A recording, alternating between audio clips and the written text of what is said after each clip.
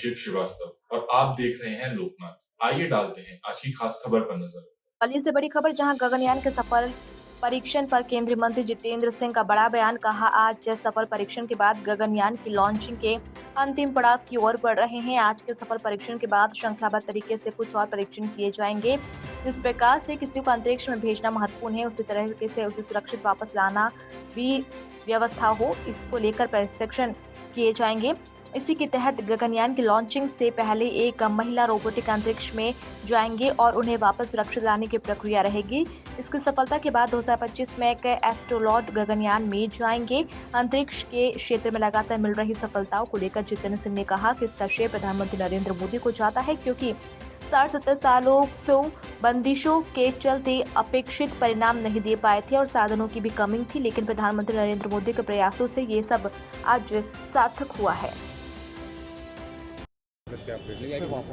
मैं ये कहूँगा कि आज के सफल प्रशिक्षण के बाद ये जो गगनयान को लॉन्च करने की यात्रा के आखिरी पड़ाव से हम आगे कूच कर रहे हैं।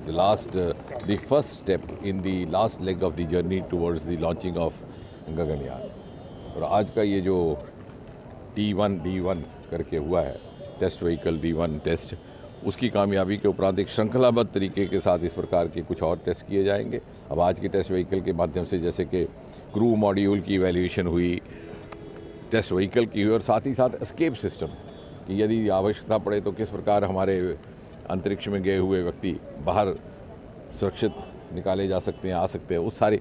क्योंकि इसके बाद जिस प्रकार से एक व्यक्ति को अंतरिक्ष में भेजना बहुत महत्व रखता है, उतना ही महत्व इस बात का है कि उसे सुरक्षित वापस लाने की व्यवस्था हो। तो श्रृंखलाबद्ध तरीके के साथ जब इस प्रकार की टेस्ट फ्लाइट्स होंगी, फिर उसके बाद आगे चल करके एक बड़ी फ्लाइट जो लगभग ड्रेस रिहर्सल जिस तरह से ह्यूमन मिशन होगा, उसमें कोई व्यक्ति तो नहीं होगा, लेकिन उसकी इटरनरी, उसकी यात्रा उसी प्रकार की रहेगी। और फिर गगनयान के लॉन्च से 5-6 महीने पहले एक रोबोटिक हमारे अंतरिक्ष में जाएंगे, महिला रोबोटिक वयोमित्र, और वो उसी प्रकार की गतिविधियां करेंगे और वापस लौटेंगे। और जब हम फिर उस प्रकार उसके उपरांत जब पूरी तरह से संतुष्ट हो जाएंगे, तो फिर एक वाकई हिंदुस्तानी मूल के एस्ट्रोनॉट गगनयान में लगभग 2025 में जाने की स्थिति में रहेंगे। सरकार की बढ़ती वैज्ञानिक सफलताओं को कैसे? मुझे लगता है कि पिछले 3-4 वर्षों में जो क्वांटम जंप हुआ है हमारे अंतरिक्ष के क्षेत्र में, और आज इस स्थिति में हम हैं कि हम दूसरे देशों की अगुवाई कर रहे हैं, उसका एक बहुत बड़ा श्रेय जाता है प्रधानमंत्री मोदी जी को। हम गुजरे ज़माने में 60-70 वर्ष तक अपने ऊपर लादी गई बंदिशों से के कारण बहुत सारे कार्य उस प्रकार से अंजाम नहीं दे पा रहे थे जिस तरह से कर सकते थे। साधनों की भी कमी थी और सिनर्जी की भी कमी थी।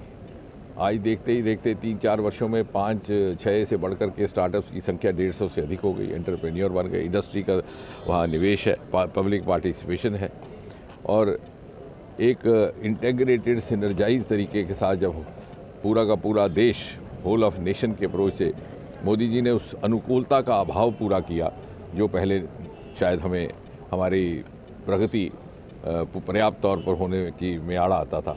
और आज जब सब स्टेक होल्डर्स एक साथ जुड़ गए हैं, तो आपने देखा ये प्रमाणित हो गया कि भारत में प्रतिभा की कमी ना थी, योग्यता की कमी ना थी, परिश्रम करने की क्षमता भी थी, लेकिन जो नीति निर्धारकों के स्तर से जो अनुकूलता उपलब्ध होनी चाहिए थी, उसकी पूर्ति प्रधानमंत्री मोदी ने की। सर, इंडिया गठबंधन में सर जो फूट की स्थिति आज गगनयान। ऐसे ही वीडियोस को देखने के लिए आप हमारे YouTube चैनल को सब्सक्राइब करें। साथ ही हमारे अन्य सोशल मीडिया हैंडल्स जैसे कि Instagram और Facebook को भी आप फॉलो कर सकते हैं।